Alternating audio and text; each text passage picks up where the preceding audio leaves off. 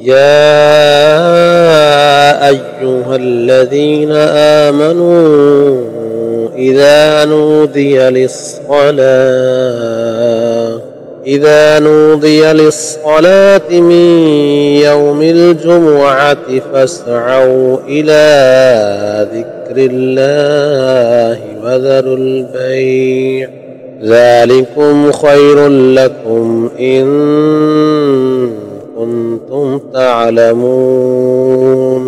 فإذا قضيت الصلاة فانتشروا في الأرض وابتغوا من فضل الله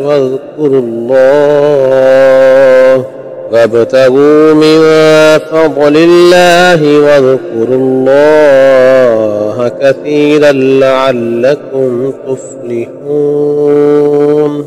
وإذا رأوا تجارة أو لهوا انفضوا إليها وتركوك قائما قل ما عند الله خير من اللهو ومن التجارة والله خير الرازقين.